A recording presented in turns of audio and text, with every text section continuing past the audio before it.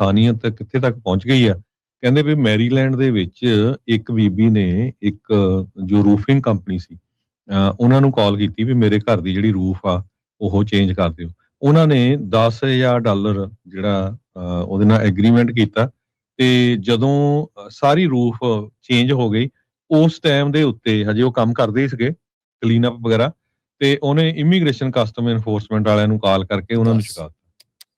ਸੋ 6 ਨਿਰਦਈ ਜਾਣੇ ਨਿਰਦਈ ਜਿਹੜੇ ਆ ਲੋਕ ਨੇ, ਦੇਖ ਲੋ ਕਿਦਾਂ ਦੇ ਹਨ। ਜੀ। ਸੋ ਕਹਿੰਦੇ ਵੀ ਪੈਸੇ ਨਾ ਦੇਣੇ ਪੈਣ। ਸੋ 6 ਜਾਣਿਆਂ ਨੂੰ ਜਿਹੜਾ ਉਹ ਚੱਕ ਕੇ ਲੈ ਗਏ ਤੇ 6 ਵਰਕਰ ਕੰਮ ਕਰਦੇ ਸੀਗੇ।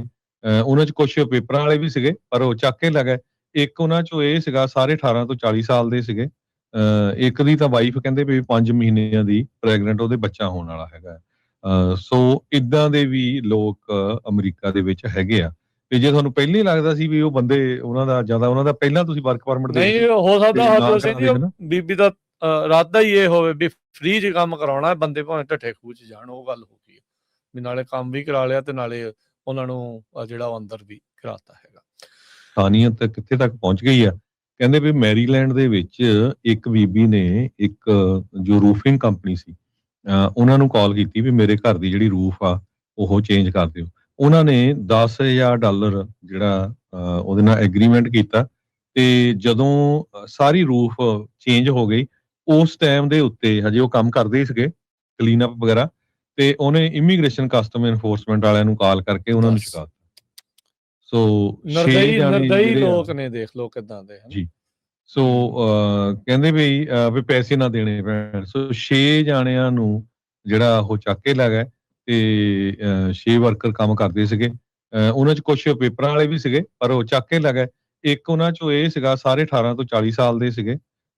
ਇੱਕ ਦੀ ਤਾਂ ਵਾਈਫ ਕਹਿੰਦੇ ਵੀ 5 ਮਹੀਨਿਆਂ ਦੀ ਪ੍ਰੈਗਨੈਂਟ, ਉਹਦੇ ਬੱਚਾ ਹੋਣ ਵਾਲਾ ਹੈਗਾ।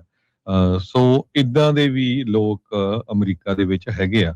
ਤੇ ਜੇ ਤੁਹਾਨੂੰ ਪਹਿਲਾਂ ਹੀ ਲੱਗਦਾ ਸੀ ਵੀ ਉਹ ਬੰਦੇ ਉਹਨਾਂ ਦਾ ਪਹਿਲਾਂ ਤੁਸੀਂ ਵਰਕ ਪਰਮਿਟ ਦੇ ਨਹੀਂ ਦਿਓ ਹੋ ਸਕਦਾ ਤੇ ਨਾ ਹਰਜੋਤ ਸਿੰਘ ਜੀ, ਕਰਾਉਂਦੇ ਹਨਾ। ਬੀਬੀ ਦਾ ਇਰਾਦਾ ਹੀ ਇਹ ਹੋਵੇ ਵੀ ਫ੍ਰੀ 'ਚ ਕੰਮ ਕਰਾਉਣਾ, ਬੰਦੇ ਭਾਵੇਂ ਢੱਠੇ ਖੂਹ 'ਚ ਜਾਣ। ਉਹ ਗੱਲ ਹੋ ਗਈ ਵੀ ਨਾਲੇ ਕੰਮ ਵੀ ਕਰਾ ਲਿਆ ਤੇ ਨਾਲੇ ਉਹਨਾਂ ਨੂੰ ਜਿਹੜਾ ਉਹ ਅੰਦਰ ਵੀ ਕਰਾਤਾ ਹੈਗਾ। ਇਨਸਾਨੀਅਤ ਕਿੱਥੇ ਤੱਕ ਪਹੁੰਚ ਗਈ ਆ। ਕਹਿੰਦੇ ਵੀ ਮੈਰੀਲੈਂਡ ਦੇ ਵਿੱਚ ਇੱਕ ਬੀਬੀ ਨੇ ਇੱਕ ਜੋ ਰੂਫਿੰਗ ਕੰਪਨੀ ਸੀ ਉਹਨਾਂ ਨੂੰ ਕਾਲ ਕੀਤੀ ਵੀ ਮੇਰੇ ਘਰ ਦੀ ਜਿਹੜੀ ਰੂਫ ਆ ਉਹ ਚੇਂਜ ਕਰ ਦਿਓ।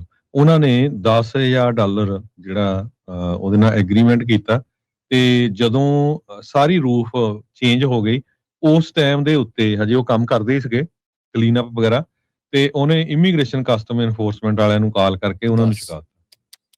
ਸੋ 6 ਨਿਰਦਈ ਜਾਣੇ ਨਿਰਦਈ ਜਿਹੜੇ ਆ ਲੋਕ ਨੇ, ਦੇਖ ਲੋ ਕਿਦਾਂ ਦੇ ਹਨ। ਜੀ। ਸੋ ਕਹਿੰਦੇ ਵੀ ਪੈਸੇ ਨਾ ਦੇਣੇ ਪੈਣ। ਸੋ 6 ਜਾਣਿਆਂ ਨੂੰ ਜਿਹੜਾ ਉਹ ਚੱਕ ਕੇ ਲੈ ਗਏ ਤੇ 6 ਵਰਕਰ ਕੰਮ ਕਰਦੇ ਸੀਗੇ।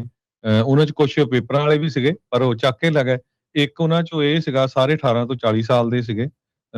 ਇੱਕ ਦੀ ਤਾਂ ਵਾਈਫ ਕਹਿੰਦੇ ਵੀ 5 ਮਹੀਨਿਆਂ ਦੀ ਪ੍ਰੈਗਨੈਂਟ, ਉਹਦੇ ਬੱਚਾ ਹੋਣ ਵਾਲਾ ਹੈਗਾ। ਸੋ ਇਦਾਂ ਦੇ ਵੀ ਲੋਕ ਅਮਰੀਕਾ ਦੇ ਵਿੱਚ ਹੈਗੇ ਆ। ਤੇ ਜੇ ਤੁਹਾਨੂੰ ਪਹਿਲਾਂ ਹੀ ਲੱਗਦਾ ਸੀ ਵੀ ਉਹ ਬੰਦੇ ਉਹਨਾਂ ਦਾ ਪਹਿਲਾਂ ਤੁਸੀਂ ਵਰਕ ਪਰਮਿਟ ਦੇ ਨਹੀਂ ਦਿਓ ਹੋ ਸਕਦਾ ਤੇ ਨਾ ਹਰਜੋਤ ਸਿੰਘ ਜੀ, ਕਰਾਉਂਦੇ ਹਨਾ। ਬੀਬੀ ਦਾ ਇਰਾਦਾ ਹੀ ਇਹ ਹੋਵੇ ਵੀ ਫ੍ਰੀ 'ਚ ਕੰਮ ਕਰਾਉਣਾ, ਬੰਦੇ ਭਾਵੇਂ ਢੱਠੇ ਖੂਹ 'ਚ ਜਾਣ। ਉਹ ਗੱਲ ਹੋ ਗਈ ਵੀ ਨਾਲੇ ਕੰਮ ਵੀ ਕਰਾ ਲਿਆ ਤੇ ਨਾਲੇ ਉਹਨਾਂ ਨੂੰ ਜਿਹੜਾ ਉਹ ਅੰਦਰ ਵੀ ਕਰਾਤਾ ਹੈ।